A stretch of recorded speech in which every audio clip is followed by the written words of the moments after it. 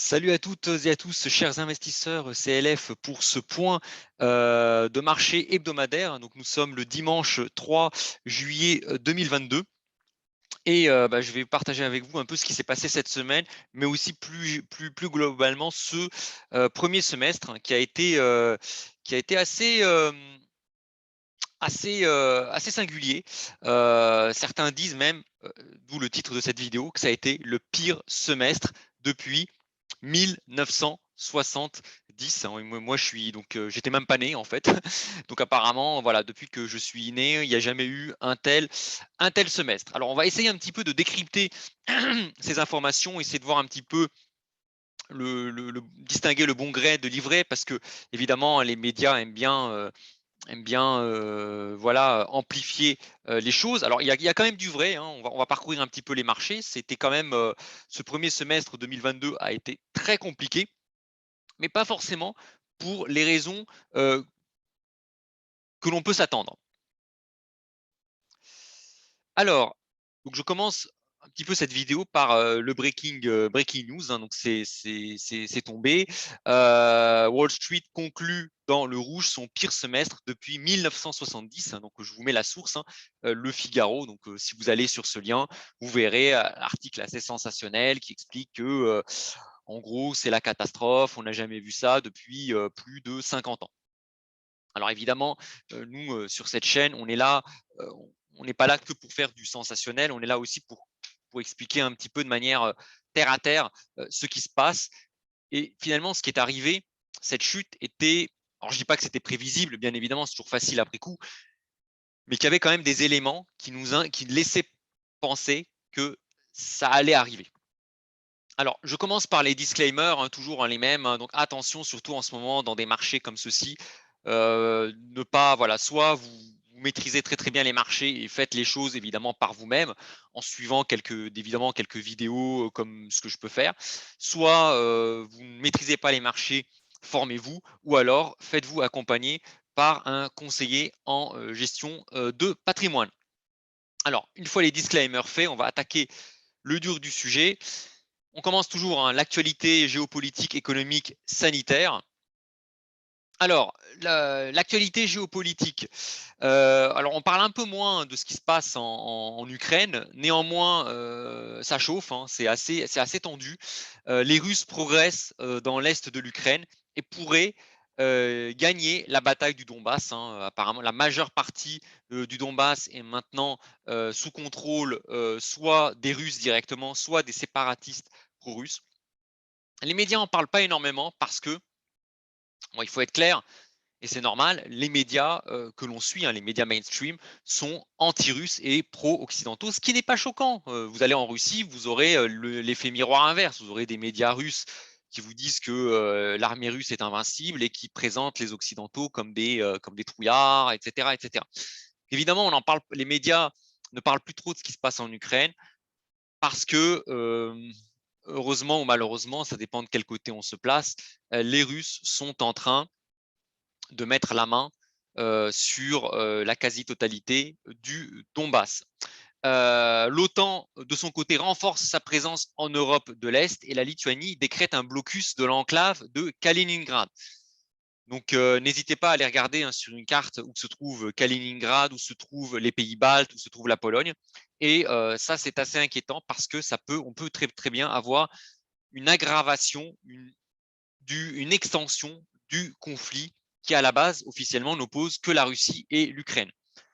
Autre point inquiétant, la Biélorussie qui menace d'entrer dans le conflit et d'envahir l'Ukraine par le nord. Donc il y a, hein, si vous voyez un peu la carte de l'Ukraine, hein, l'Ukraine est attaquée, a été envahie par l'Est, par les Russes via l'Est, et par le Sud, via notamment la Crimée, qu'occupait déjà l'armée russe et qui essaye de monter.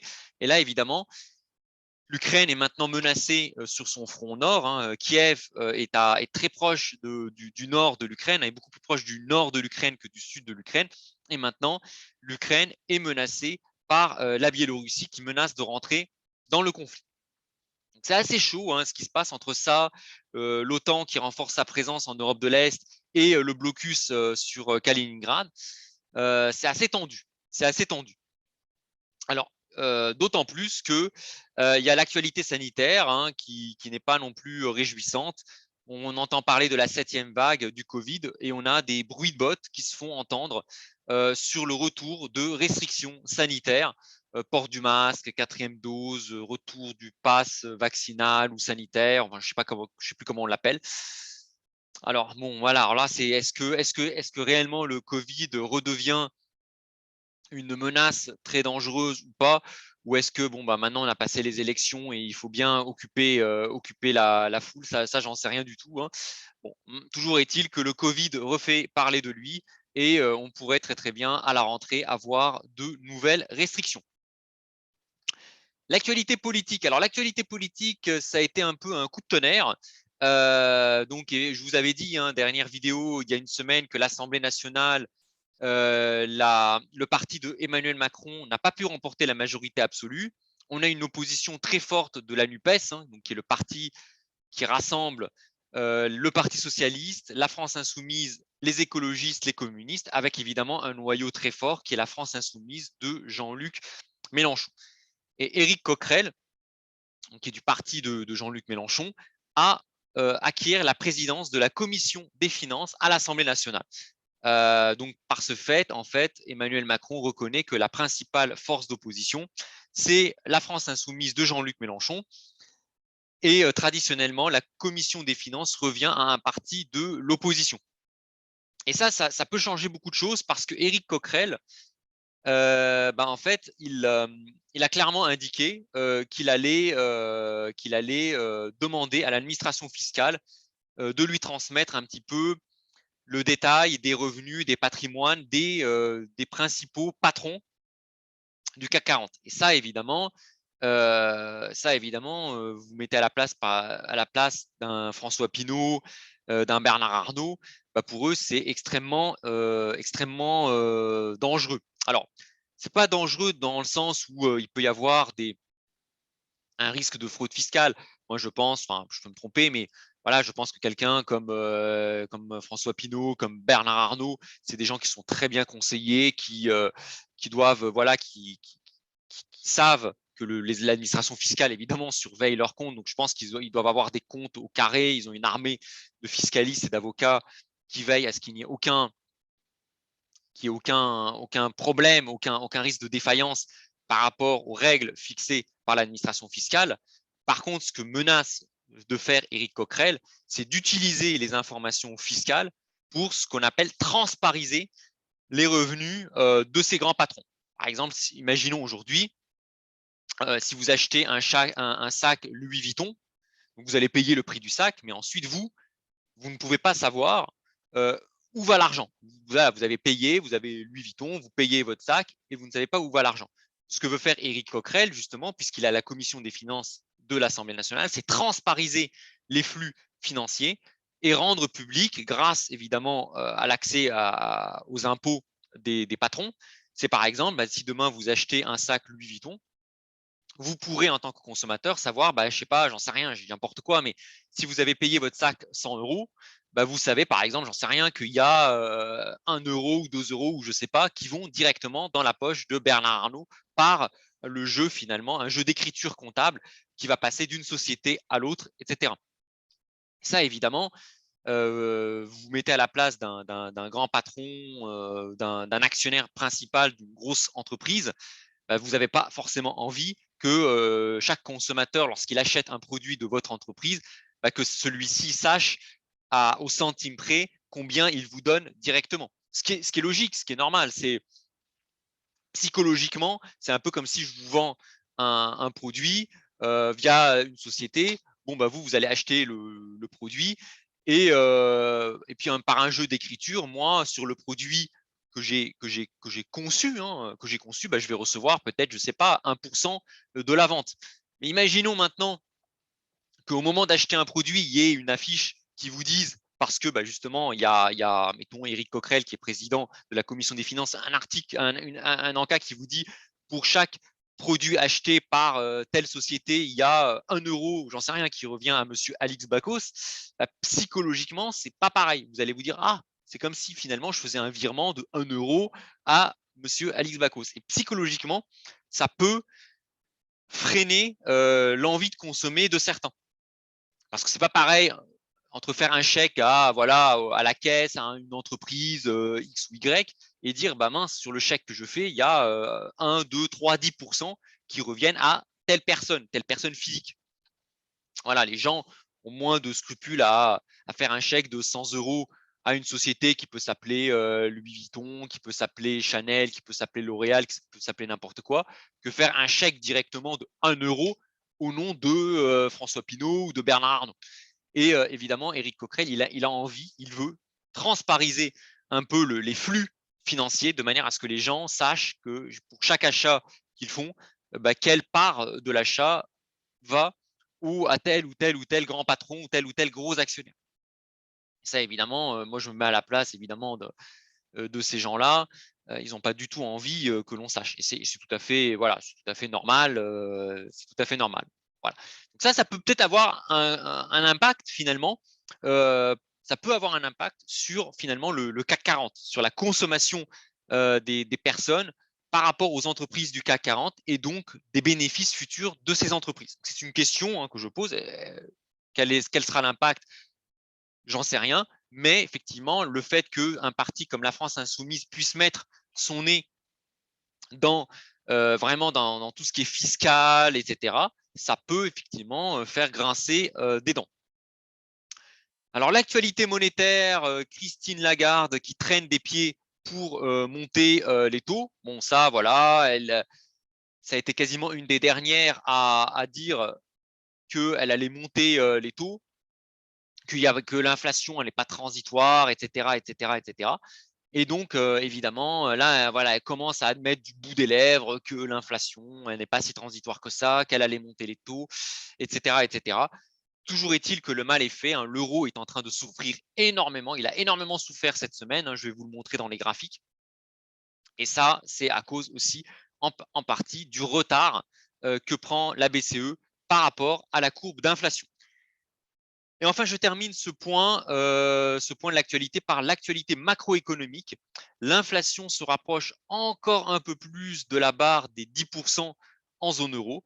Les prix de la consommation ont grimpé de 8,6% sur un an au mois de juin contre 8,1% le mois précédent. Et désormais, l'inflation dépasse la barre symbolique des 10% dans 9 pays de la zone euro. Alors, c'est la hausse des prix de l'alimentation qui est de plus en plus forte. Donc, évidemment, l'inflation qui est de plus en plus dangereuse, mais il peut y avoir quand même des lueurs d'espoir, des raisons d'espérer que le pic d'inflation n'est plus très loin et qu'on pourrait avoir un reflux assez rapide de l'inflation. Je vais vous expliquer un peu pourquoi dans la suite de cette vidéo. Voilà un petit peu pour les résumés de l'actualité, hein, assez riche, hein, que ce soit d'un point de vue sanitaire, d'un point de vue géopolitique, d'un point de vue politique, monétaire et économique. Alors, on va commencer toujours par le marché obligataire hein, qui drive un petit peu tout le reste. Alors, les taux terminent la semaine hein, par une détente puisque les marchés obligataires ont rebondi, hein, les taux ont rebaissé, hein, vous le voyez sur le graphique, hein, on a des taux qui ont perdu à peu près 50 points de base durant ces 10 derniers jours. Néanmoins, le premier semestre 2022 reste marqué par un crack obligataire, clairement, puisque le marché obligataire, hein, les obligations, hein, les détenteurs d'obligations, que ce soit des obligations françaises, américaines ou allemandes, perdent aujourd'hui quasiment 15% par rapport au 1er janvier 2022. Alors certes, on a eu un rebond du marché obligataire, une détente des taux d'intérêt, mais globalement, les investisseurs obligataires ont perdu énormément d'argent ce premier semestre 2022. Alors, je continue, hein, pareil, hein, aux États-Unis, le niveau, il y a une détente aussi sur les taux aux États-Unis, mais globalement, les taux ont fortement augmenté ce premier semestre et clairement, les investisseurs qui ont acheté des Treasuries bonds, donc des obligations américaines, ont pris un crack obligataire sur ce premier semestre. Néanmoins, il y a une lueur d'espoir puisque alors ce graphique, c'est les obligations indexées inflation, et on a des obligations indexées inflation qui baissent, qui commencent à baisser depuis ces 2 derniers mois, ce qui montre que les investisseurs, les marchés anticipent un ralentissement, une décrue de l'inflation pour ces prochains mois. Donc ça, c'est plutôt un côté qui est plutôt positif, qui est rassurant. Et ce ralentissement de l'inflation, donc qui apparaît sur le marché obligataire, hein, les obligations indexées inflation qui commencent à marquer le pas, en fait, ça va s'expliquer notamment par ce qui s'est passé sur les matières premières durant ces 15 derniers jours, et notamment cette dernière semaine. Donc voilà un petit peu sur le marché obligataire. Donc on a des taux qui se détendent, on a des portefeuilles obligataires qui reprennent du poil de la bête, mais ça n'empêche que globalement, les investisseurs en obligations ont perdu énormément d'argent, et une baisse même de 15% depuis en un semestre, ben ça c'est du jamais vu. Même en 1994, on n'a jamais vu ça. Pour regarder ça, il faut remonter effectivement au début des années 70, quand il y a eu les chocs pétroliers, qui a vu évidemment une envolée des taux d'intérêt et un crack obligataire. Alors maintenant, on va passer sur les spreads de crédit. Donc, on a un spread de crédit entre la France et l'Allemagne. Donc, le spread de crédit, c'est un écart entre le taux français et le taux allemand qui se stabilise à des niveaux qu'on n'a jamais vus depuis avant 2020, avant la crise du Covid, puisqu'on a un écart de taux entre la France et l'Allemagne qui est égal à 55 points de base. Donc, c'est assez élevé, cet écart de taux d'intérêt. Et ça s'explique évidemment par, alors en plus évidemment des tensions sur les taux, des tensions inflationnistes, ça s'explique aussi par une défiance des investisseurs par rapport effectivement à la politique, à la nouvelle politique que pourrait mener le gouvernement Macron, qui est quand même pris en tenaille entre un Rassemblement national donc de Marine Le Pen qui est anti-mondialisation, qui est un peu contre cette Europe, on va dire, libérale, d'un côté, et de l'autre, un Jean-Luc Mélenchon, qui a quand même eu pas mal de sièges, hein, avec le parti NUPES, qui est clairement pour augmenter la fiscalité, contrôler davantage la fiscalité des plus riches, voilà, taxer davantage, faire davantage de contrôle. Et ça, évidemment, les investisseurs n'aiment pas énormément. Pourquoi? Parce que un investisseur, il n'aime pas nécessairement, comme je vous l'avais dit en début de vidéo, il n'a pas forcément envie de savoir que quand le consommateur paye 100,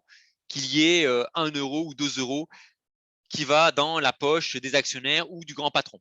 Donc voilà, donc ça c'est su par exemple, prenez le scandale Orpea, hein, les maisons de retraite.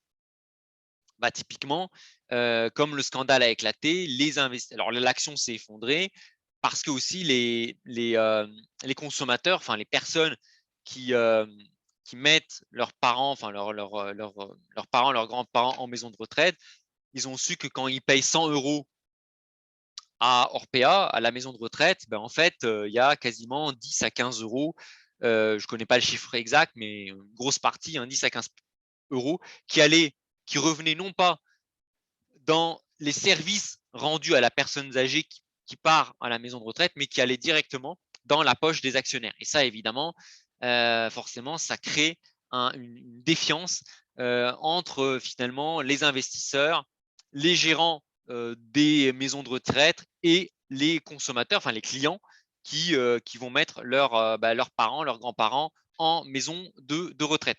Et ça, évidemment, le risque, c'est qu'avec NUPES qui arrive, enfin qui commence, disons, qui a de plus en plus d'importance dans la vie économique, notamment avec la commission finances, le risque, c'est que tout le monde, tous les consommateurs puissent avoir accès, chaque fois qu'ils font un achat, de savoir, tiens, il y a 1 euro, 2 euros, 3 euros qui va chez Monsieur Pinault, chez Monsieur Arnaud Lagardère, chez Monsieur Bolloré, chez Monsieur Bernard Arnault, chez Monsieur Dassault. Et ça, évidemment, forcément, ça peut changer les habitudes de consommation. Voilà, c'est un peu comme si je vous dis, voilà, en allant sur cette chaîne, si vous visualisez ma chaîne, là, tout ce que je vous dis, vous allez me faire un chèque de 50 centimes.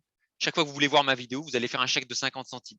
50 centimes, ça ne va pas changer votre vie. 50 centimes, c'est même pas, c'est un café, quoi, un café à la machine à café. Mais psychologiquement, le fait de vous dire, mince, chaque fois que vous allez visionner ma chaîne, vous allez me verser 50 centimes. Bah, peut-être qu'un grand nombre d'entre vous, vous allez vous dire, oh là là, nous, on va plus regarder la chaîne de Monsieur Bacos. Pas vraiment envie de lui faire un chèque, aussi petit soit-il, on veut pas, on n'a pas envie.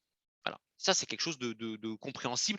Voilà. Donc, avec la transparisation que veut faire M. Coquerel sur les flux économiques qui relient les consommateurs, les entreprises, les grands patrons et les actionnaires, ça peut avoir un impact sur la consommation. Et ça se voit aussi sur le spread entre la France et l'Allemagne. Les investisseurs ont peur, ils s'inquiètent de voir, de prêter à la France par rapport à l'Allemagne. Ils s'inquiètent de prêter de l'argent à l'État français parce qu'ils se disent, mince, si je prête 10 € à l'État français, est-ce qu'il n'y a pas un risque de voir Monsieur Mélenchon dire, bah voilà, bah écoutez, les investisseurs qui ont prêté à la France, bah, désolé, la dette, c'est pas un sujet, c'est pas la priorité principale de la France. La priorité principale, c'est par exemple le SMIC à 1 500 €. Donc c'est peut-être bien pour une grosse partie de la population. Par contre, les investisseurs qui achètent des obligations françaises, bah, ils ont un peu peur. Et quand ils ont peur, qu'est-ce qu'ils font? Ils vont vendre des obligations françaises pour acheter des obligations allemandes jugées plus sûres. Et c'est ça qui va se voir par ce qu'on appelle le spread de crédit. Voilà. Une petite explication de ce que c'est que le spread de crédit. Bah, c'est ni plus ni moins que ça. C'est un écart de confiance entre deux pays, entre la France et l'Allemagne. Mais on peut le faire aussi entre l'Allemagne et l'Italie. Ça, c'est le spread de crédit entre l'Allemagne et l'Italie, qui est plus élevé évidemment qu'entre la France et l'Allemagne. Le spread de crédit entre l'Italie et l'Allemagne est à 200 points de base, 2% de taux d'intérêt. Néanmoins, on voit qu'il a quand même beaucoup plus baissé en Italie qu'en France, ce spread. Et ça, en fait, c'est lié au fait que la Banque centrale européenne veut éviter ce qu'on appelle une dispersion, une dislocation de la zone euro, d'une part, et d'autre part, relativement à la France, l'Italie fait moins peur, je parle en termes de variation, que la France, parce que bah, voilà, en Italie, il y a quand même Mario Draghi qui a plus de pouvoir, qui a plus les manettes qu'un Emmanuel Macron, qui a quand même été discrédité par les élections législatives.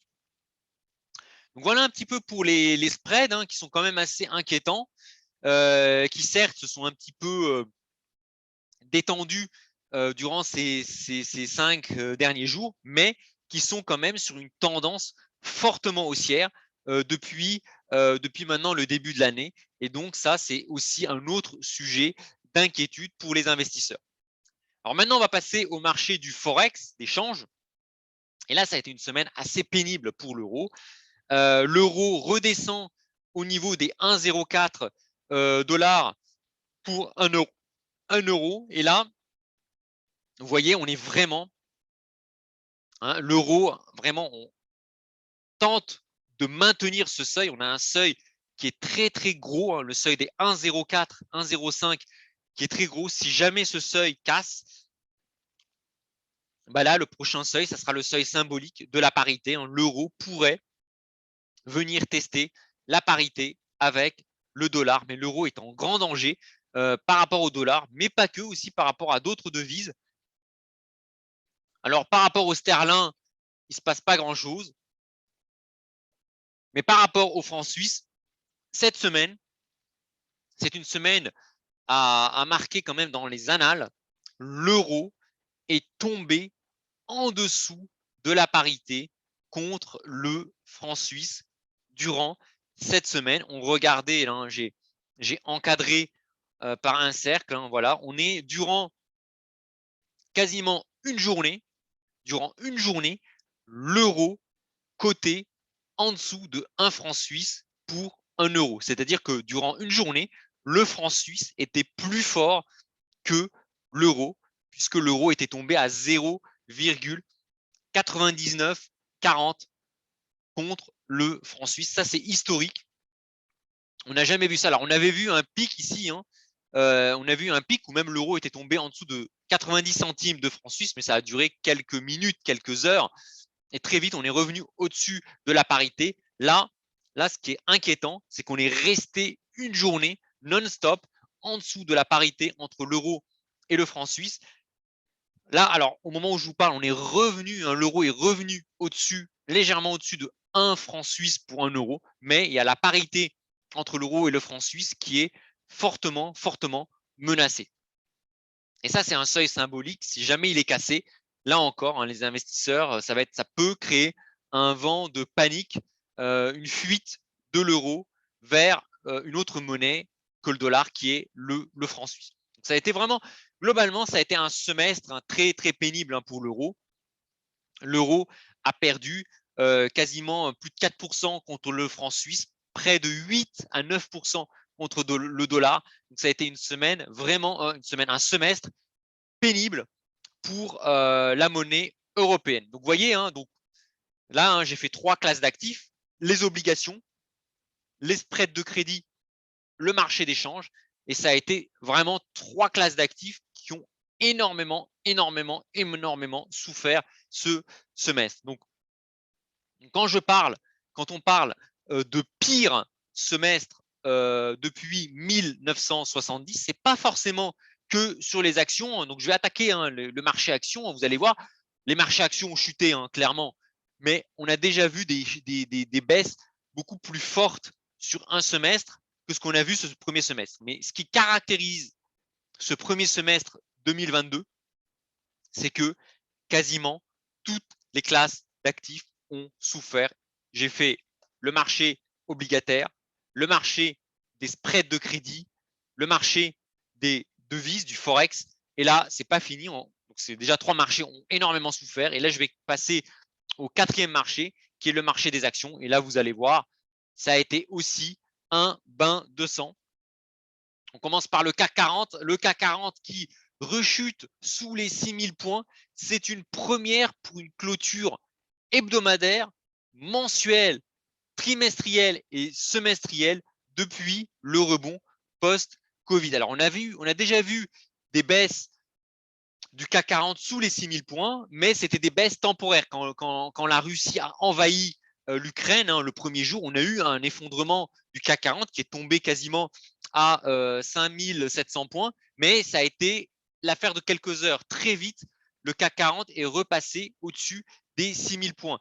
Là, ce qu'on a observé cette semaine, la dernière semaine du premier semestre 2022, c'est que le CAC 40 s'est installé en dessous des 6000 points. Il n'a pas fait que casser la zone des 6000 points pour rebondir très vite. Il s'installe en dessous des 6000 points. Et ça envoie un signal très négatif aux investisseurs sur les marchés actions qui montre que les acheteurs ont de moins en moins d'énergie pour supporter, pour soutenir les cours. On voit clairement que la zone des 6000 points, elle est en train d'être définitivement cassée. On voit apparaître clairement ce bear market, cette résistance baissière, cette ligne verte que l'on voit ici, que le CAC 40 est très très loin de pouvoir refranchir.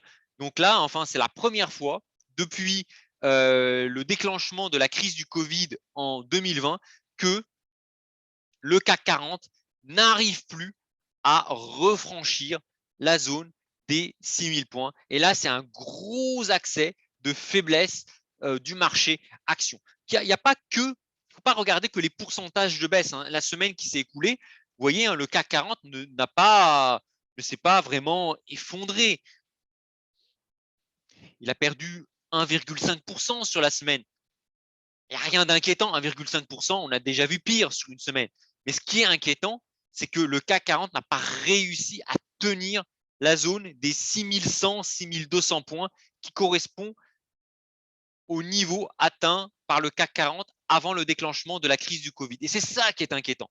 C'est ça qui est inquiétant, c'est que le CAC 40 est resté quelques heures au-dessus des 6100 points. Il a très vite reperdu pied par rapport à cette zone pour revenir à 5800 points, qui est une forte zone de support, mais vous voyez le rebond sur 5800, 5850 a été très léger puisqu'on est revenu, on n'a pas réussi à recasser la zone des 6000 points. Et ça, c'est un accès de faiblesse qui montre que les acheteurs ont de moins en moins de souffle pour soutenir les cours. On est en train d'assister à un essoufflement des acheteurs,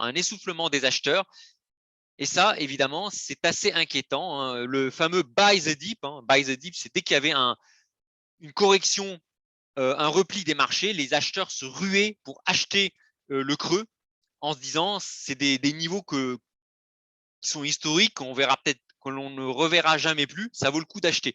Là, on observe de moins en moins ce phénomène, ce comportement, ce qui montre une tendance vraiment de plus en plus lourde vers la baisse.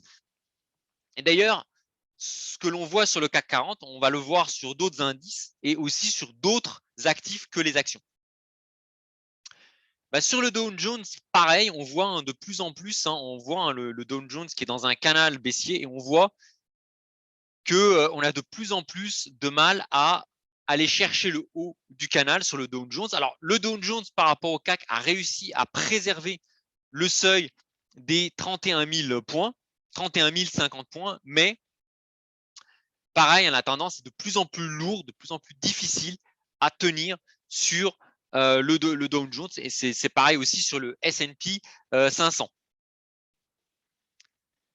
Alors sur le Nasdaq, pareil, on résiste sur la zone des 11 000 points, mais on voit la tendance, elle est de plus en plus fragile sur le Nasdaq. Pareil, le Nasdaq est de plus en plus, on va dire, collé sur le bas du canal baissier que sur le haut. On ne cherche même plus à casser par le haut. On voit que de plus en plus, les acheteurs sont en train de s'épuiser. Alors, on n'a pas encore de mouvement de capitulation. On n'a pas encore ce mouvement où on va perdre 1000, 2000 points en 2 jours. Mais on voit un essoufflement des acheteurs et des vendeurs qui tendent à reprendre la main. Sur le Nikkei, l'indice japonais, c'est un peu pareil. L'indice Nikkei fait mieux que les autres indices, que les marchés américains et européens. Pourquoi? Parce que la Banque centrale du Japon, elle est moins encline à remonter les taux d'intérêt. Donc, ça permet au Nikkei de mieux supporter, de mieux tenir. Par contre, on voit qu'on a quand même l'apparition de cette résistance baissière en rose qu'on voit, que le Nikkei n'arrive plus à franchir, et on a une tendance qui est dégradée en dessous des 27 000, des 28 000 points. Voilà. Donc, sur le Nikkei, c'est pareil. La tendance est meilleure qu'en Europe et aux États-Unis, mais l'indice est de plus en plus fragile. Alors, à contre-tendance, par contre, la Chine, les indices chinois, on a une poursuite du rebond de la bourse chinoise qui est à la croisée des chemins. Donc, l'indice chinois a fortement rebondi la semaine dernière. On a réussi à casser par le haut la zone des 15 000 points. Je rappelle que au plus bas, on était l'indice chinois était tombé à quasiment 13 000, enfin, voire même légèrement en dessous des 13 000 points. On a réussi à casser les 13 000, les 14 000, voire même maintenant les 15 000. Et là, clairement, en pas horaire, le marché chinois est en hausse. On est en hausse en pas horaire. On commence même à être en hausse en pas journalier. On a bien rebondi. Cette semaine a été marquée par le fait que l'indice chinois fait plus que 20% de hausse par rapport au plus bas. Donc ça, c'est quand même à noter. C'est-à-dire que, en théorie, alors le marché chinois n'est pas sorti de son bear market en pas, on va dire en pas hebdomadaire, ou voire en pas journalier de long terme. On est encore en bear market par rapport au plus haut. Par contre, par rapport au plus bas, on est déjà en bull market. Donc l'indice chinois, c'est ça qui est très très intéressant. Par rapport au plus bas, ça y est, on est passé en bull market. Par contre, par rapport au point haut, on est encore en bear market, parce que pour invalider le bear market par rapport au plus haut, il faudrait que les indices chinois repassent au-dessus du seuil des 16 000, 16 500 points. On n'y est pas encore, il faut encore gratter 1500 points. Par contre, on voit en pas horaire, hein, les indices chinois sont clairement repartis en tendance haussière, en pas horaire et jusqu'au pas journalier. Tous les pas de temps du pas horaire au pas journalier, les marchés chinois est reparti à la hausse. Et cela s'explique, hein, ce n'est pas que d'un point de vue chartiste, cela s'explique d'un point de vue économique par le fait que l'inflation étant contenue en Chine, bah, cela permet à la Banque populaire de Chine de garder une politique accommodante. Alors pourquoi l'inflation est plus basse en Chine qu'ailleurs? Tout simplement parce que les Chinois ont signé des accords avec la Russie. Il ne faut pas oublier que les Occidentaux mettent un embargo sur le pétrole et sur le gaz russe, ce qui fait que bah, les Français, par exemple, ou les Anglais sont obligés d'acheter du gaz ou du pétrole qui vient des États-Unis ou des pays du Moyen-Orient. Or, les cours du pétrole sont encore au-dessus de 100 $ le baril. Par contre, les Chinois ont signé des accords commerciaux avec les Russes et ils peuvent acheter le baril de pétrole beaucoup moins cher que nous autres Occidentaux, puisqu'on a décidé, à tort ou à raison, je ne suis pas en train de dire si c'est bien ou c'est pas bien par rapport aux Ukrainiens, mais nous, les Occidentaux, on a décidé de sanctionner la Russie et de freiner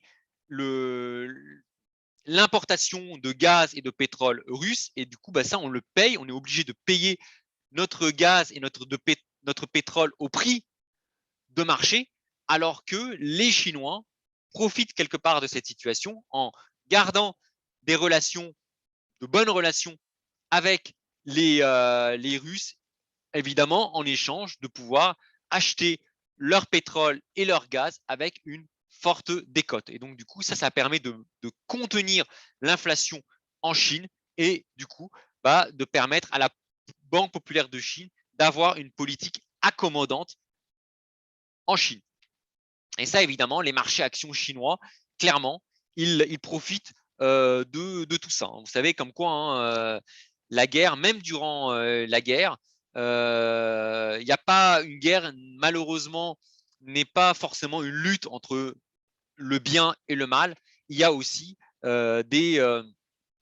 malheureusement, il y a aussi des intérêts privés en jeu. Il y a des gens, des entreprises qui profitent des situations de guerre pour malheureusement pour s'enrichir. Et ça, voilà, c'est malheureusement c'est dans la nature humaine, hein. Même durant la Deuxième Guerre mondiale, quand il y avait quand il y avait l'Holocauste, quand il y avait des millions de Juifs qui perdaient la vie dans d'atroces souffrances dans les camps d'extermination, les camps de concentration nazis, au même moment, des entreprises faisaient de l'argent, faisaient du business sur le dos de ces millions de détenus que l'on envoyait à la mort, que les nazis envoyaient à la mort. Et aussi incroyable que ça puisse paraître, les entreprises qui profitaient de ça, il n'y avait pas que les entreprises allemandes, évidemment, qui profitaient de cela, mais aussi des entreprises qui étaient pourtant qui étaient dans le giron de pays qui combattaient la barbarie nazie. Il y avait des entreprises de nationalité, on va dire, américaine, anglaise, qui aussi profitaient aussi un petit peu de ce que faisaient les Allemands. Voilà, c'est malheureux, ça peut faire froid dans le dos, mais c'est parfois entre l'économie et disons et l'idéologie quelque part, parfois les deux ne font pas forcément bon ménage. Et là, on voit finalement que les entreprises, la bourse chinoise profite quelque part un petit peu de cette position que fait le gouvernement chinois, le ni-ni quelque part. La Chine n'attaque pas frontalement les Occidentaux. Voilà, elle ne condamne pas les restrictions occidentales contre la Russie, mais en même temps, elle ne condamne pas non plus la Russie, elle continue à faire du business avec la Russie. Et on voit que ça se voit sur la bourse, hein, les marchés chinois tendent plutôt à profiter de ce qui se passe avec la guerre en Ukraine, hein, puisque les marchés chinois sont en hausse depuis le début de la guerre en Ukraine, ce qui n'est pas le cas des marchés français, anglais et américains. Voilà. Alors, je passe maintenant sur l'Inde. Les actions indiennes se stabilisent cette semaine, mais elles restent 13% en dessous de leur niveau de début d'année. Alors, je continue. L'Afrique du Sud, dans la bourse sud-africaine, repasse au-dessus des 60 000 points, mais on voit hein, la tendance est très dégradée sur l'Afrique du Sud. Donc, ce n'est pas forcément bon non plus pour les détenteurs d'actions sud-africaines. Et sur le Brésil, la tendance est aussi très dégradée. Hein, on voit, hein, et ça ne date pas d'hier. Hein, déjà, 2021 était une mauvaise année pour les actions brésiliennes. Et là, maintenant, l'année 2022 est aussi dans le rouge sur les actions brésiliennes. Donc voilà en conclusion sur les marchés actions. Voilà, hein, il n'y a aucun marché action qui est dans le vert depuis le début de l'année, que ce soit le Brésil, les États-Unis, la France, le Royaume-Uni, la Chine, le Japon, l'Inde. Tous les marchés actions sont dans le rouge depuis le début de l'année. Alors certains viennent de passer dans le rouge, comme le Brésil, d'autres rebondissent très bien comme la Chine, mais restent quand même dans le rouge depuis le début de l'année. Donc voilà, donc quatrième marché que j'ai abordé hein, après les taux, les obligations, donc les spreads, très mauvais, le forex, très mauvais pour l'euro, et les marchés actions, très mauvais pour quasiment l'ensemble des indices de la planète. Et je vais continuer sur le cinquième marché, les métaux précieux. Alors on pourrait se dire, ah bah, les métaux précieux, quand il y a de l'aversion au risque, normalement les métaux précieux, ça marche, hein, ça cartonne. Hein. Je rappelle que dans les années 70, ça a été très mauvais pour les obligations, très mauvais pour les actions, hein, les années 70. Par contre, les années 70, c'était très très bien pour l'or, pour l'argent. Et là, on va le voir, Eh ben, ça a été la bérésina pour les métaux précieux. On commence par l'or. L'or qui a souffert, qui a pas mal souffert cette semaine, qui a cassé la zone des 1800 $ avant de rebondir au-dessus des 1800 $. Mais la tendance sur l'or, elle est maintenant vraiment dégradée. Hein. On voit hein, depuis les points hauts après la guerre en Ukraine, on voit que l'or n'arrête pas de se dégrader progressivement. C'est pareil, hein, les acheteurs sur l'or sont en train de s'essouffler et on voit qu'on a une tendance qui commence à être de plus en plus dégradée sur l'or. On ne parle pas encore de bear market sur l'or, mais on a une tendance qui est de plus en plus fragile, ce qui n'est pas du tout intuitif. On n'arrête pas de parler de Covid, on parle de crise en Ukraine, on parle de risque d'aggravation, d'extension du conflit entre la Russie et l'Ukraine, on parle d'inflation, voire d'hyperinflation. Et pourtant, l'or, normalement, dans un contexte comme ça, il devrait exploser à 3000 $ l'once. Hein. Je rappelle Robert Kiyosaki, qui est quand même, voilà, c'est quand même quelqu'un qui est multimillionnaire, qui a écrit des livres, qui inspire hein, les personnes comme moi sur la liberté financière. Il a écrit énormément de livres sur la liberté financière, hein, Robert Kiyosaki. C'est un peu une tête à penser. C'est quelqu'un dont s'inspirent beaucoup de personnes comme Yann Darwin, Tabi Kabaj, Mehdi Chirac, hein, moi-même d'ailleurs, Robert Kiyosaki, hein, qui a été le conseiller de Donald Trump, c'est pas rien. Bah, même Robert Kiyosaki, il a dit acheter de l'or, ça va être, on va connaître des temps très difficiles, etc. Bah, l'or, bah, il fait rien. L'or est même sur une tendance dégradée depuis le début de l'année. Donc ça, voilà, c'est pas du tout intuitif. Pourtant, l'or est en tendance dégradée. Et encore, c'est le métal qui résiste le mieux par rapport aux autres. On va voir. Hein. On va voir les autres métaux. L'argent. Alors, l'argent, ça a été une semaine catastrophique pour l'argent, pour le métal gris, pour ne pas dire cataclysmique. L'argent s'effondre sous des niveaux jamais vus depuis le début de la crise du Covid. L'argent a cassé à la baisse la zone symbolique des 20 $ l'once. Hein. Regardez cette chute, hein. C'est impressionnant. Hein. Ça n'arrête pas de baisser. On a vu cette en page journaliste, ce premier effondrement de l'argent qui va passer de 26 à 20 quasiment en one shot. On a eu quasiment 15 jours consécutifs de baisse de l'argent. C'est énorme, 15 jours consécutifs de baisse de l'argent. Ensuite, l'argent s'est repris sur la zone des 20,50 $ pour revenir sur les 22 $. Et puis là, bam, de nouveau, un nouvel effondrement de l'argent qui a cassé la zone symbolique des 20 $ l'once. Et là, on est à 19,86 $ l'once. Donc, ça a été vraiment, vraiment ça a été, voilà, ça a été une semaine catastrophique sur l'argent qui revient à des niveaux jamais vus depuis les années 2019. L'argent a perdu tout ce qu'il avait gagné depuis la crise du Covid. Tout ça, c'est perdu. On est revenu avant crise Covid pour l'argent. Donc, c'est très négatif. Et c'est encore, ce n'est pas du tout intuitif. On n'arrête pas de parler d'inflation, de stagflation, etc. Normalement, l'argent devrait profiter de cela. Eh ben non, l'argent chute. Alors, pourquoi l'argent baisse? Alors, je vous avais dit dans une vidéo que moi-même, j'ai pris des positions sur l'argent. J'avais même fait une vidéo en disant que la zone des 22 $ était une zone intéressante d'achat parce que c'était un gros support, 22 $ l'once. J'avais clairement dit, je l'assume.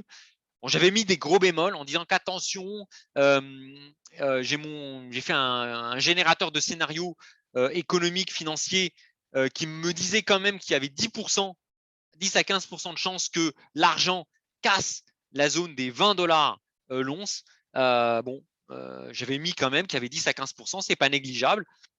Ben, on y est. On y est. L'argent a cassé la zone des 20 $ l'once. Alors pourquoi? J'expliquais pourquoi. Qu'est-ce qui pourrait amener l'argent à casser? Eh ben, c'est la corrélation entre l'argent et les taux réels. Et là, en fait, on a des taux réels qui sont en pleine augmentation. Alors, c'est quoi les taux réels? Les taux réels, ce sont les taux nominaux moins l'inflation. Alors, je vous avais mis au début de cette vidéo que les taux nominaux depuis le début de l'année ont flambé. On a un crack obligataire, les taux nominaux ont augmenté. Or, qu'est-ce qu'on a vu depuis ces 2 dernières semaines? On a l'inflation, les perspectives d'inflation qui sont en train de chuter. De chuter, pourquoi? Parce que les marchés anticipent un risque de récession et les matières premières que l'on va voir, les matières premières alimentaires et énergétiques sont en train littéralement de s'effondrer. Et là, ça entraîne une baisse des anticipations d'inflation pour le futur. Et donc, du coup, les taux réels, c'est les taux nominaux moins l'inflation, moins les anticipations d'inflation. Qu'est-ce qu'on a observé? On a observé sur ce semestre une envolée des taux nominaux. Et qu'est-ce qu'on observe en cette fin de premier semestre? On observe un effondrement, une chute des anticipations d'inflation. Donc, baisse des taux nominaux, baisse des anticipations d'inflation. Or, les taux réels, c'est les taux nominaux moins l'inflation, les anticipations d'inflation. Donc, on a des taux réels qui sont en train, des taux réels anticipés qui sont en train littéralement de s'envoler. Et ça, on sait que l'argent est inversement corrélé et anticorrélé aux taux réels. Pas aux taux nominaux, pas à l'inflation, mais aux taux réels. Et c'est ce qui explique pourquoi l'argent a connu une semaine vraiment catastrophique, voire même, ça fait déjà maintenant 1 mois et demi que l'argent souffre énormément sur les marchés. Ça, c'est à cause de cette action combinée de la hausse des taux nominaux et de la baisse des perspectives d'inflation pour le futur avec les anticipations d'entrée en récession, ce qui fait flamber les taux réels. Donc ça a été vraiment désastreux pour l'argent. Moi, j'avais clairement dit que 22 $, c'est une bonne zone pour accumuler d'un point de vue patrimonial sur du long terme. D'ailleurs, vous voyez que j'ai pris des positions sur l'argent à 22 $. Vous les voyez, les positions que j'ai prises, elles apparaissent là. Néanmoins, je vous avais dit dans la vidéo sur l'argent qu'il ne fallait pas faire de all-in, fallait pas faire tapis sur l'argent à 22 $ l'once parce qu'il y avait toujours un risque que la baisse s'accélère et se poursuivent en dessous des 21 et des 20 dollars l'once. C'était pas le scénario central, je vous le cache pas, mais c'est un scénario que je privilégiais. Donc c'est pour ça que j'ai voulu garder des munitions pour entrer sur l'argent en dessous des 20 dollars l'once. Et c'est d'ailleurs ce que j'ai fait ici, puisque je suis rentré sur l'argent à 19,81 dollars l'once. Et d'ailleurs, il va falloir que je m'allège parce qu'il n'est pas exclu que l'argent continue à dégringoler dans les prochains jours, prochaines semaines. Donc ça, je vous en parlerai dans ma stratégie de trading en fin de vidéo. Alors le palladium, il a bien résisté cette semaine, mais il est aussi en baisse de 3% depuis 2022. Et pour le platine, ça a été une semaine catastrophique pour le platine qui abandonne plus de 11% depuis le début, de l'année. Et même cette semaine, ça a été une semaine, vous voyez, on a des grosses bougies rouges qui s'enchaînent sur le platine. Très mauvaise semaine aussi sur le platine. Donc en conclusion, les métaux précieux, ça a été vraiment une semaine à oublier, à part l'or qui a pas trop mal résisté et encore, mais alors sur le reste, notamment sur le platine et l'argent, ça a été encore une semaine vraiment désastreuse. Et comme si ça ne suffisait pas, sur les matières premières, vous allez voir, c'est pas terrible. Alors, on va commencer par le pétrole. C'est le seul qui sauve un peu les meubles. Le pétrole qui n'a pas fait grand-chose cette semaine, qui yoyote entre 105 et 110 dollars le baril. Donc, le pétrole qui est en consolidation. Par contre, attention sur le pétrole. Si vous avez des positions, si vous avez de grosses positions acheteuses sur le pétrole, il va falloir faire attention parce que tout est en train de baisser.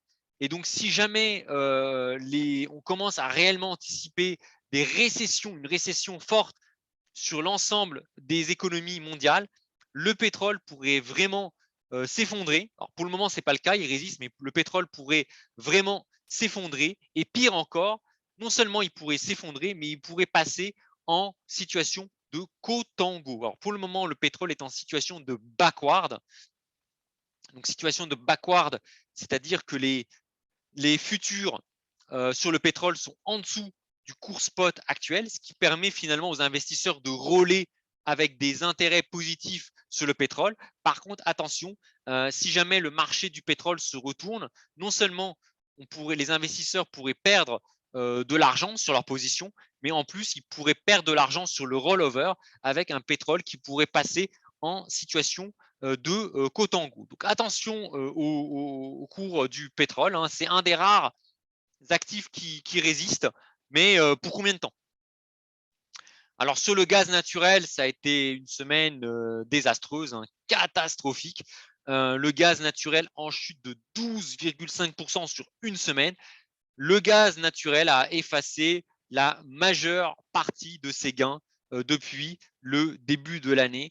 On est quasiment en situation. Alors pour le moment, on est encore dans le vert depuis le début de l'année, mais on a effacé quasiment 90% des gains ont été effacés par la récente baisse du gaz naturel. Et si on rajoute les effets backward de contango, le gaz naturel est passé en contango.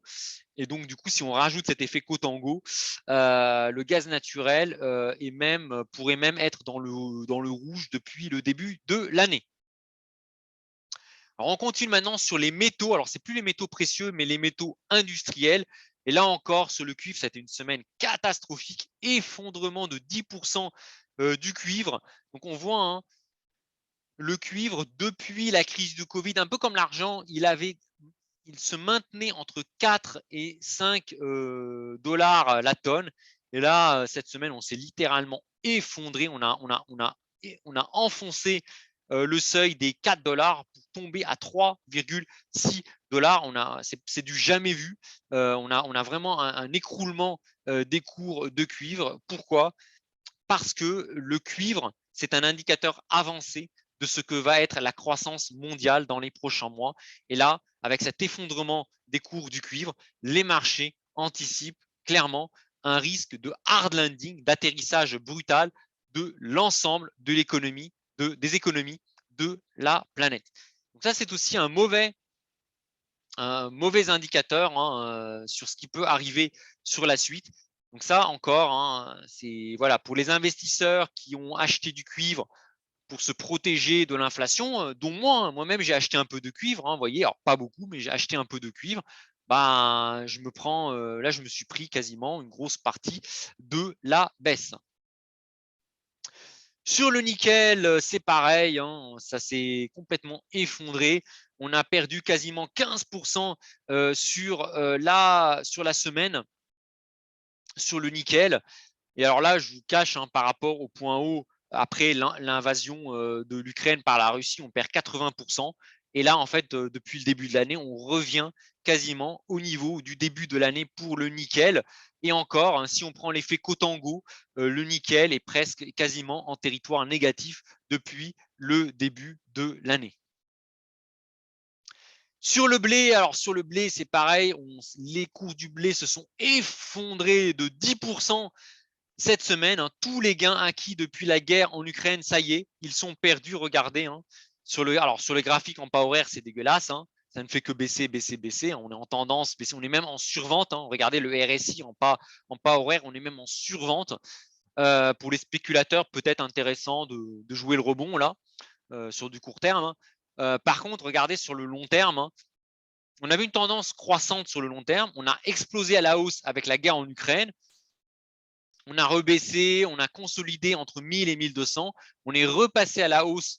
On a eu un nouveau pic haussier sur le blé. Souvenez-vous, quand l'Inde a annoncé qu'elle allait arrêter ses exportations à l'extérieur à cause du climat.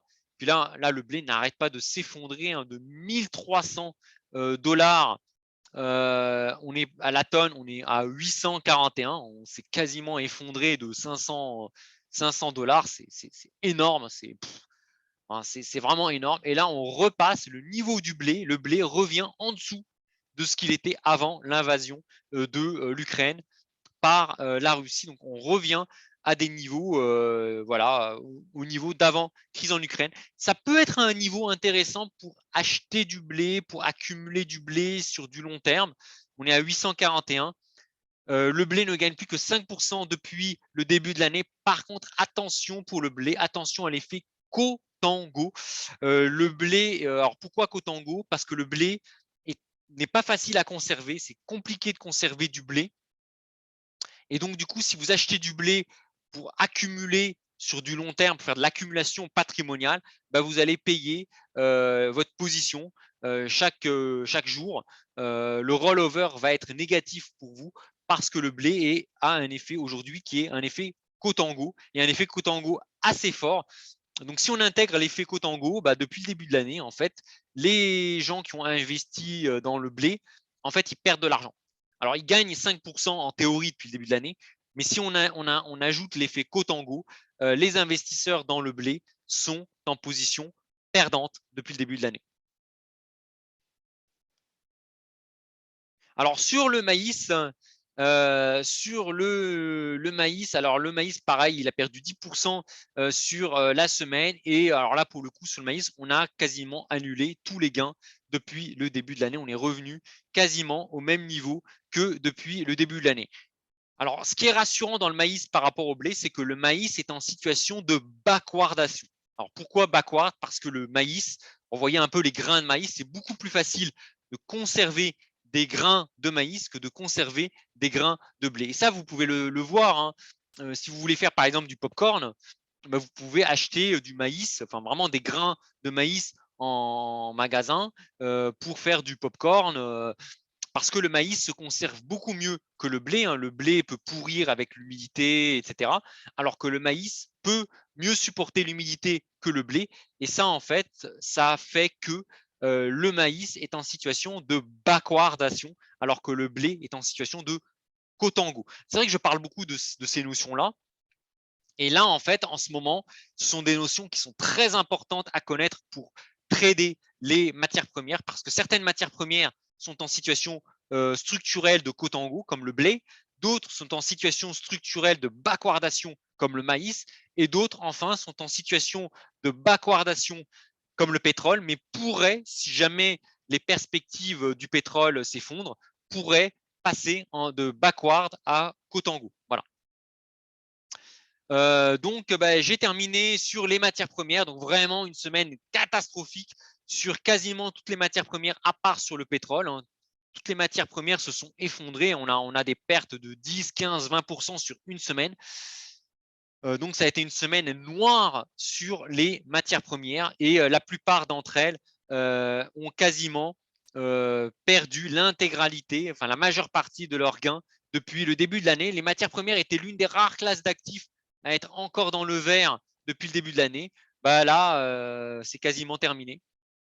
C'est quasiment terminé. Alors, les métaux précieux, ça fait déjà plusieurs semaines que les métaux précieux sont en rouge depuis le début de l'année. Les matières premières, elles ont vraiment très, très mal terminé le premier semestre avec vraiment ces 2 dernières semaines, voire même cette dernière semaine, catastrophique. Alors, je termine mon point de marché par les cryptos. Alors, sur les cryptos, le rebond observé sur le Bitcoin n'a pas tenu. On avait terminé la semaine d'avant au-dessus des 20 000 $ le Bitcoin. On était même monté à 21 000 $ le Bitcoin. Et là, cette semaine, on a perdu 10% sur le Bitcoin. Vous allez me dire, on n'est plus à ça près, hein, 10%. Qui s'en soucie? Ouais, on a perdu 10% et le Bitcoin revient au niveau des 19 000 $. On est revenu en dessous des niveaux de 2000, de fin 2017, début 2018. Hein, donc, les personnes qui ont acheté du Bitcoin en fin 2017, 2021 et fin 2020, aujourd'hui, elles perdent tout simplement de l'argent. Même sur le long terme, le Bitcoin commence à être perdant pour pas mal d'investisseurs. Je rappelle qu'en moyenne, les investisseurs, le prix de revient des bitcoins sur l'ensemble des investisseurs de la planète tourne autour des 41 000 $ le bitcoin. Donc maintenant, au moment où je parle, la plupart des investisseurs sur le bitcoin sont en moins-value. Là encore, voilà, cette semaine a aussi été très mauvaise sur le bitcoin. Alors, moins 10%, bon, je veux dire, c'est presque une bonne performance, moins 10, par rapport à ce qu'on fait d'autres classes d'actifs, comme les matières premières, mais ça a été une mauvaise semaine sur les cryptos et notamment sur les bitcoins. Sur l'Ethereum, ça a été un peu mieux que sur le Bitcoin, hein, puisqu'on est à 1055 $ l'Ethereum, mais la tendance est vraiment très, très fragile. Hein. L'Ethereum perd que plus de 70%, près de 70% depuis le début de l'année. Hein. Donc, c'est une catastrophe. Hein. Donc, voilà. Voilà. Donc, vraiment, très mauvais semestre sur les cryptos. Donc, je vais récapituler un petit peu. Voilà, en conclusion, donc ça, c'est le graphique, enfin, le tableau en conclusion. Les marchés actions ont rebaissé cette semaine en limitant la casse vendredi, mais des seuils importants ont été cassés, comme par exemple le seuil des 6 000 points pour le CAC 40. Les marchés obligataires se sont repris, mais ils n'ont fait qu'effacer que 25% des pertes accumulées depuis le début de l'année. Les métaux précieux ont lourdement baissé avec une débâcle impressionnante sur l'argent. Les matières premières, à part le pétrole, se sont littéralement effondrées cette semaine, en particulier le gaz naturel, le blé et le maïs. Les cryptos ont latéralisé cette semaine, mais restent sur des tendances baissières. Et enfin, l'euro continue à s'effriter par rapport au dollar et enfonce la parité avec le franc suisse. Et là, je vous mets le tableau avec les performances depuis le début de l'année de l'ensemble des classes d'actifs. Regardez, marché obligataire, moins 15% sur les obligations françaises, moins 15,9% sur les obligations allemandes, moins 18% sur les obligations américaines, moins 1% sur les obligations indexées inflation. Donc, même les personnes prudentes qui ont acheté des obligations à taux variable indexées inflation, même elles perdent de l'argent depuis le début de l'année. Sur les marchés actions, c'est la catastrophe. avec un CAC 40, un Dow Jones qui perd 16%, le Nasdaq qui s'effondre de 30% depuis le début de l'année, le Nikkei qui perd 10%, même la Chine qui a quand même bien rebondi. Ça fait maintenant un mois que les marchés chinois rebondissent. La Chine perd 5%, l'Inde perd 8%, l'Afrique du Sud plus 10%, le Brésil près de 8%. Les marchés actions en moyenne perdent plus de 10%, perdent entre 10 et 15% en moyenne depuis le début de l'année. Les métaux précieux, à part l'or qui est quasiment flat et encore qui est repassé cette semaine en tendance négative. Il était tout le semestre, l'or s'est maintenu en tendance positive sur le premier semestre, mais a terminé ces derniers jours, les derniers jours du premier semestre en très fortement négatif, ce qui fait que l'or termine négativement le premier semestre. Et je ne vous parle même pas de l'argent et du platine qui enregistrent des performances négatives à 2 chiffres depuis le début de l'année. Donc les métaux précieux, très mauvais semestre. Les matières premières, alors les matières premières, ça limite un peu la casse et encore, quasiment tous les gains acquis depuis la guerre en Ukraine ont été effacés pour l'ensemble des matières premières. On a encore le pétrole et le gaz naturel qui sont encore en hausse d'à peu près 50% depuis le début de l'année. Mais je rappelle que ces matières premières étaient en hausse de plus de 200% il y a encore quelques semaines. Donc le 3/4 des gains ont été annulés depuis le début de l'année. Mais voilà, c'est peut-être les deux seules matières premières, le pétrole et le gaz, qui sont encore dans le vert. Le cuivre, très mauvais sur le cuivre, moins 20% depuis le début de l'année, parce qu'évidemment, les marchés anticipent une récession. Le nickel qui est à moins 1%. Le blé qui est à plus 5,7%. Je rappelle, le blé était quasiment monté à plus 50%. Il y a encore un mois, le blé était à plus 50%. On a perdu 90% des gains. Et encore, si on rajoute l'effet Contango, qui n'est pas pris en compte dans ce tableau. Si on rajoute l'effet Contango, le blé est dans le rouge depuis le début de l'année. Le maïs, il est quasiment flat, il a perdu tous ses gains depuis les débuts de l'année. Et je rajoute, le sucre et la viande sont également dans le rouge depuis le début de l'année. Donc les matières premières, à part le pétrole et le gaz naturel, ça a été aussi un mauvais semestre pour les matières premières. Et ça encore, c'est très récent. Il y a encore un mois, si j'avais tourné cette vidéo sur un mois, je vous aurais dit les matières premières limitent la casse, voire même sont positifs par rapport aux autres. Bah là, c'est plus vraiment le cas.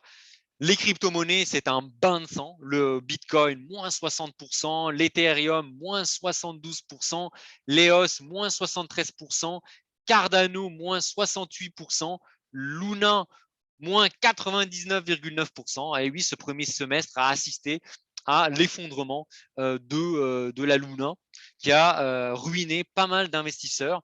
Le Litecoin, moins 69%, le Dogecoin, moins 62%, Stellar, moins 67%, Chainlink, moins 77%, Neo, moins 73,3%. Voilà les principales crypto-monnaies. Donc, ça a été un carnage depuis le début de l'année. Il n'y en a pas une seule qui ne perd pas plus de la moitié de sa valeur. Donc, évidemment, pour les investisseurs, ça a été un carnage. Et je termine par le Forex qui a été désastreux pour l'euro. Donc pour l'euro, ça a été vraiment aussi un carnage, moins 8,8% par rapport au dollar. C'est énorme sur le Forex. Une devise, une parité qui perd 8,8% comme l'euro-dollar, c'est du jamais vu. On n'a jamais vu une parité s'effondrer comme ça de presque 10% depuis. On n'a jamais vu ça depuis des années, des années et des années. Et fait historique, l'euro-franc suisse perd 5% depuis le début de l'année. Je rappelle que une parité comme l'euro-franc suisse, c'est des variations de 1 ou 2% sur l'année. Là, on a perdu 5% sur un semestre avec un enfoncement de la parité entre l'euro et le franc suisse. Donc, ça a été un semestre à oublier, un semestre catastrophique aussi pour nous autres investisseurs européens. Et donc, si j'ai un conseil à vous donner, évitez le all-in sur un actif et gardez du cash. parce que vous voyez, hein, n'importe qui d'entre vous qui aurait fait un all-in depuis le début de l'année, bah, aujourd'hui, il serait dans le rouge. Alors, je termine, hein, de l'optimisme malgré tout, hein, c'est une question que je pose. Et moi, honnêtement, j'entrevois, malgré ce sombre tunnel, j'entrevois une lueur d'espoir à l'horizon. Pourquoi? L'inflation qui plombe les marchés a été alimentée par la forte hausse des matières premières. L'inflation n'est pas venue comme ça. Pour moi, il y a deux facteurs de hausse de l'inflation. Il y a un premier facteur de hausse de l'inflation qui est lié aux matières premières, qui explique peut-être 70% de l'inflation. Il y a un autre facteur de hausse de l'inflation, c'est la planche à billets des banques centrales, hein, notamment Madame Lagarde et Monsieur Powell, qui ont un peu abusé de la cocaïne de la planche à billets. Ça, malheureusement, cette inflation qui est liée à la perte de pouvoir d'achat de la monnaie, ça, elle ne va pas s'en aller du jour au lendemain. Par contre, il y a 70% d'inflation qui est liée à, euh, à la forte hausse des matières premières. Or, ces 2 dernières semaines, ce dernier mois, on a vu des matières premières qui se sont effondrées et beaucoup d'entre elles sont passées en territoire négatif depuis le début de l'année. Il ne reste plus vraiment que le pétrole et le gaz qui sont encore en territoire positif depuis le début de l'année. Donc pour moi, une grosse partie de l'inflation, en fait, va commencer à s'estomper. Hein. C'est un peu comme un incendie, hein, l'inflation. Donc l'inflation observée actuellement, à la manière d'un incendie, est en train de s'estomper par elle-même, faute de combustible. Hein, vous vous doutez bien que si les matières premières passent en territoire négatif depuis le début de l'année, si même l'or et l'argent sont en territoire négatif depuis le début de l'année, bah ça, en fait, ça va finalement, l'inflation d'elle-même va commencer à s'épuiser, faute de carburant. Et là, en fait, ce qui risque de se passer, c'est que l'inflation risque de laisser place à la récession, qui pourrait provoquer une accélération de la baisse des marchés actions, attention, qui offrira de belles opportunités pour accumuler sur le long terme. Et donc, c'est pour ça que c'est important de ne pas faire de all-in sur une classe d'actifs, de commencer à rentrer progressivement sur l'ensemble des marchés, un petit peu sur les matières premières, un peu sur l'obligataire, un peu sur les actions, un peu pourquoi pas sur les cryptos, un peu sur les métaux précieux, mais de garder du cash parce que, à mon avis, lorsqu'il va y avoir un phénomène de capitulation, pour le moment, les marchés actions n'ont pas encore capitulé, mais lorsqu'il va y avoir un mouvement de capitulation, il va y avoir des opportunités à saisir pour capturer le prochain cycle économique. Et moi qui suis très attaché à la liberté financière, je pense qu'il va y avoir de très belles opportunités à saisir dans les prochains mois. Donc, à surveiller pour les 2-3 prochaines semaines, la saison des résultats d'entreprise qui va commencer dans quelques jours. Donc voilà un petit peu pour cette vidéo assez longue, puisque c'est une vidéo aussi qui termine le semestre. Une vidéo assez longue pour vous décrire un peu ce qui s'est passé sur l'ensemble des classes d'actifs, pour vous présenter un peu mon analyse. Voilà. Alors maintenant, je vais commencer avec le portefeuille, mon portefeuille à moi. Alors, cette semaine a été marquée par la réalisation de moins-value. Hein. Cette semaine, n'a pas été terrible. Hein. J'ai réalisé quelques moins-values pour alléger un peu enfin, pour essayer un petit peu de remonter mon taux de couverture. Alors, elle a été marquée par un. J'ai rebalancé mon portefeuille. Donc, j'avais le week-end dernier, quand j'ai fait une vidéo, je vous avais dit que j'avais une forte exposition sur le blé. Dès lundi, hein, dès le début de cette semaine, j'ai vite allégé mes positions sur le blé et grand bien m'a pris puisque le blé a perdu quasiment voilà, 15% sur la semaine. J'ai réussi à sortir la majeure partie de mes positions sur le blé et le maïs avant cette chute des 15%. Grand bien m'a pris et qu'est-ce que j'ai fait en fait? J'ai rebalancé mon portefeuille pour acheter de l'argent. J'ai investi sur l'argent quand l'argent a cassé la zone des 20 $ l'once.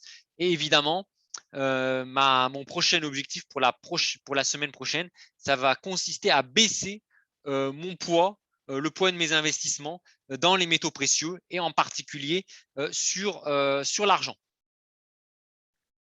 Donc là, je vous montre un petit peu la photo de mon portefeuille, hein. Globalement, alors évidemment, sur l'obligataire, ça y est, hein, je suis passé dans le vert. Souvenez-vous, hein, il y a encore 3 semaines, la majeure partie de mon portefeuille était dans l'obligataire. Donc, qu'est-ce qui s'est passé? J'ai profité de la remontée des obligations, de la détente des taux, de la remontée des obligations pour prendre une partie de mes plus-values. Donc, aujourd'hui, je suis enfin en plus-value sur le marché obligataire avec une allocation d'actifs qui n'est pas écrasante, qui n'est pas dangereuse pour moi, hein. J'ai plus du tout de levier sur l'obligataire alors que j'en avais un moment. Donc là, j'ai des investissements obligataires, mais que je suis sur des positions en fait que je peux tenir durant des mois et des années. Et c'est un petit peu l'objectif de ma stratégie. Ça consiste en fait à avoir un espèce de portefeuille stratégique que je peux laisser courir durant des mois et des années, mais en profitant à chaque forte baisse d'un actif, hein, quel qu'il soit, de renforcer à la baisse pour alléger ensuite, mais en renforçant petit à petit sur le long terme. Donc, globalement, je me suis beaucoup allégé sur l'obligataire, mais je reste légèrement surexposé aux obligations par rapport au début de cette année 2022. Alors, sur les actions, je me suis pas mal renforcé. J'ai profité pour acheter du S&P 500, en dessous des 3800 à 3792 points. Donc là, le S&P cote au-dessus des 3800. Donc j'ai un bel engagement, j'ai plus de 3000 € d'engagement sur la S&P. Donc là encore, la semaine prochaine, mon objectif, ça va être d'alléger un peu mes positions sur le S&P 500 pour ne pas être trop exposé aux actions si jamais on a une nouvelle, si jamais on rentre dans une phase de capitulation. Sur les métaux précieux, je suis assez exposé à l'argent puisque je suis rentré pas mal sur l'argent en dessous des 20 $ l'once. Et donc là, en fait, il va falloir pour moi que j'allège un peu mes positions sur l'argent. Donc, j'ai allégé mes positions sur l'obligataire, hein, je vous rappelle. J'ai allégé mes positions sur l'obligataire pour rentrer sur les matières premières alimentaires comme le blé et le cuivre. Ensuite, je me suis réallégé sur le blé et le cuivre pour rentrer sur l'argent. Et là, mon objectif, ça va être de réalléger mes positions sur l'argent pour revenir sur un portefeuille stratégique de long terme. Et donc là, je vous mets les indicateurs de mon portefeuille. Donc, mon portefeuille, depuis le début de l'année, il est en baisse de moins 4,41%. Alors, il n'y a pas de quoi pavoiser. Je suis en moins-value depuis le début de l'année, moins 4,41%. Maintenant, quand on voit tout ce qu'on fait, l'ensemble des actifs, ce n'est pas forcément si mal. Je limite la casse. Je pense que depuis le début de l'année, il n'y a pas énormément d'investisseurs qui sont dans le vert. Alors, à part peut-être ceux qui shortent les marchés, qui spéculent vraiment. Mais je n'ai pas à rougir de cette performance quand je sais que j'ai fait plus de 20% de performance en 2020, plus de 10% en 2021. Et là, avoir une performance de moins 4,41 en 2022, j'ai plutôt de quoi être assez content. Sur la performance réalisée, je suis dans le vert. Je suis à plus 1,31% de plus-value réalisée depuis le début de l'année. J'ai un ratio de latence de 7,68%. Donc ça, c'est assez faible. Ça veut dire que je n'ai pas énormément de stock de plus-value par rapport aux moins-values. Donc mon stock de plus-value s'élève à 129 €, plus-value latente. Par contre, j'ai un stock de moins-value qui s'élève à moins 1559 €. Par contre, ce qui est positif, c'est que mon taux de marge disponible est remonté. J'étais descendu à peu près à j'étais descendu à 65% quand j'ai pris mes positions obligataires. Ensuite, j'étais redescendu, enfin, je suis remonté puis redescendu à 75 lorsque j'ai pris des positions sur le blé et le maïs. Et là, je suis à 86 de marge disponible suite à mes plus-values, enfin mes positions sur l'argent. Et mon objectif, ça va être de continuer à remonter mon taux de marge disponible pour revenir au contact des 90%. Voilà. Moi, mon objectif, c'est d'accumuler, d'être tranquille, tout en surperformant les marchés en tendance baissière. Donc, mon objectif, clairement, c'est de surperformer les marchés en tendance baissière et de suivre, d'accompagner les marchés lorsqu'ils sont en tendance haussière, de me laisser porter par le courant en tendance haussière. Donc là, je vous mets un graphique un peu de mes expositions aujourd'hui. Donc j'ai une exposition importante sur l'argent suite au passage sous les 20 dollars l'once. Donc regardez ma position sur l'argent, donc sur les métaux précieux. Donc on a une forte exposition sur les métaux précieux. Et donc pour moi, l'objectif sera d'alléger cette position sur l'argent parce que voilà, même si j'ai pris voilà, je pense que je suis pas rentré à prix trop, hein. Je suis rentré massivement à 19,80 dollars l'once. C'est pas mauvais. Je pense que sur le long terme, c'est un bon cours. Par contre, sur le court terme, il y a un risque que je me prenne des grosses moins-values. Mon objectif, ça va être cette semaine de réduire cette position sur l'argent pour revenir sur une allocation plus équilibrée. On voit sur l'argent, j'ai une forte exposition, l'or aussi, le S&P. Donc, mon objectif, ça va être quand même d'alléger un peu cette position pour réouvrir un petit peu des positions en cash parce que je pense qu'on pourrait avoir de très fortes baisses sur les marchés actions, des mouvements de capitulation. Et c'est sur ces mouvements de capitulation que moi, personnellement, j'ai vraiment envie de rentrer sur les marchés. Voilà. Bah, écoutez, en tout cas, voilà pour cette longue vidéo. Hein. Ça a été une vidéo assez riche, assez longue. J'ai abordé beaucoup de points, la guerre en Ukraine, le retour du Covid, de la pandémie du Covid, l'impact de Éric Coquerel qui devient président de la commission aux finances, donc il y a un proche de Jean-Luc Mélenchon. Donc attention aussi sur certaines actions comme LVMH. Je rappelle que la France insoumise, notamment par certaines personnes comme François Ruffin, on l'adore en dur contre M. Bernard Arnault et certains groupes du CAC 40. Ça pourrait aussi peser sur les actions françaises. J'ai parlé des matières premières qui ont énormément corrigé, des métaux précieux comme l'argent qui ont corrigé aussi. Donc, vraiment, c'était une vidéo assez riche. J'ai essayé de faire synthétique, mais c'était assez compliqué. En plus, j'ai abordé certaines notions complexes comme le backward et le contango, notamment sur les matières premières et sur les métaux précieux. Donc, énormément de choses que j'ai abordées. Une longue vidéo. Voilà, c'est un point de marché hebdomadaire, mais aussi semestriel. Voilà. Donc, merci beaucoup pour votre patience.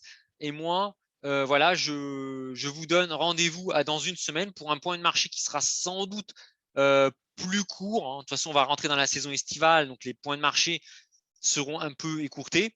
Moi, voilà, je vais vous souhaiter une bonne semaine, de bonnes vacances pour celles et ceux pour les juilletistes qui commencent à partir en vacances à partir de cette semaine. Prenez bien soin de vous, prenez soin de vos proches. Hein. Les marchés sont agités, mais le plus important, ça reste quand même la santé, parce que les marchés, ça va, ça vient. La santé, on n'en a qu'une. La santé de vos proches, on n'en a qu'une. Les relations avec vos proches, c'est pareil, c'est quelque chose qui n'a pas de prix. Donc, prenez bien soin de vous. Et moi, j'espère vous retrouver dans une semaine pour un nouveau point de marché. Voilà. Bah, écoutez, en tout cas, je vous souhaite une bonne fin de week-end si vous écoutez cette vidéo là, ce week-end-là, et un bon début de semaine si vous prenez le train en route. Voilà. Bah, écoutez, à très bientôt et voilà. Et puis, bah, prenez encore soin de vous. Salut les amis.